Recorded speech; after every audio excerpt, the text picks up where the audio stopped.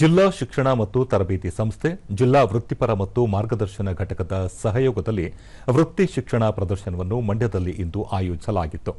ಜಿಲ್ಲಾ ಪಂಚಾಯಿತಿ ಮುಖ್ಯ ಕಾರ್ಯನಿರ್ವಹಣಾಧಿಕಾರಿ ಕೆಆರ್ ನಂದಿನಿ, ಮಂಡ್ಯ ಕ್ಷೇತ್ರ ಶಿಕ್ಷಣಾಧಿಕಾರಿ ಮಹದೇವು ಸೇರಿದಂತೆ ಮತ್ತಿತರರು ಉಪಸ್ಥಿತರಿದ್ದರು. ಮೇಳದಲ್ಲಿ 20ಕ್ಕೂ ಅಧಿಕ ಮಳಿಗೆಗಳಲ್ಲಿ ಉತ್ಪನ್ನಗಳ ಪ್ರದರ್ಶನದ ಜೊತೆಗೆ ಅಗತ್ಯ ಮಾಹಿತಿಯನ್ನು ನೀಡಲಾಯಿತು.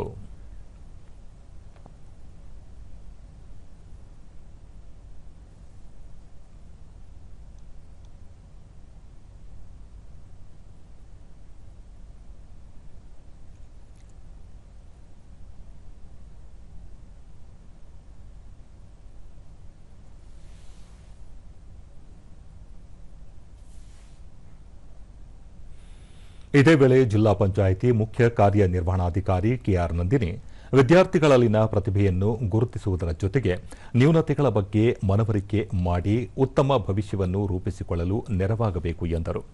ವೃತ್ತಿ ಮೇಳದ ಮೂಲಕ ಮುಂದಿನ ಭವಿಷ್ಯದ ಕುರಿತು ಮಾಹಿತಿ ನೀಡಲಾಗುತ್ತಿದ್ದು, ವಿದ್ಯಾರ್ಥಿಗಳು ಇದರ ಸದುಪಯೋಗ ಪಡೆದುಕೊಳ್ಳಬೇಕು ಎಂದು ಹೇಳಿದರು.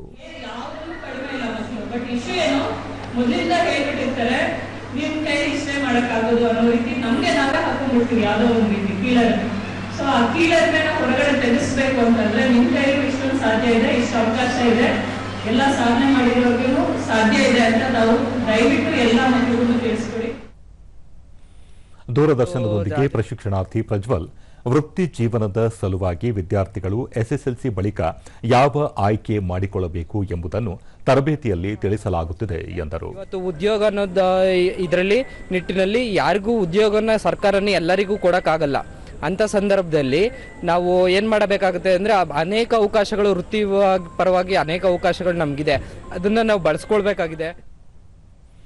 ಉಪನ್ಯಾಸಕ ಪ್ರಶಾಂತ್ ಕುಮಾರ್ ವೃತ್ತಿ ಮಾರ್ಗದರ್ಶನ ಮೂಲಕ ವಿದ್ಯಾರ್ಥಿ ದೆಸೆಯಲ್ಲಿ ಕೌಶಲಾಭಿವೃದ್ಧಿ ತರಬೇತಿ ನೀಡಿ ಮುಂದಿನ ಭವಿಷ್ಯಕ್ಕೆ ಸಹಕಾರಿಯಾಗಲು ಇಂತಹ ಮೇಳಗಳು ಪೂರಕವಾಗಿವೆ ಎಂದು ಹೇಳಿದರು. ಕೌಶಲಾಧಾರಿತವಾದಂತಹ ಎಕ್ಸ್ಪೋಜರ್ ನಡೀತಾ ಇದೆ.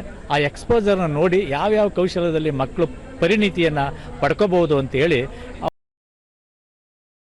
ಜೀವನದಲ್ಲಿ ಅವರ ಶಿಕ್ಷಣವನ್ನು ಪಡ್ಕೊಳ್ಳುವಾಗ ಈ ಥರದ ಒಂದು ಕಂಟೆಂಟ್ ಇಟ್ಕೊಂಡು ತಮ್ಮ ಕೌಶಲವನ್ನು ವೃದ್ಧಿ ಮಾಡ್ಕೊಳ್ಳೋಕ್ಕೆ ಅನುಕೂಲ ಆಗಲಿ ಅಂತೇಳಿ ಈ ಪ್ರದರ್ಶನವನ್ನು ಏರ್ಪಡಿಸಿದ್ದೀವಿ.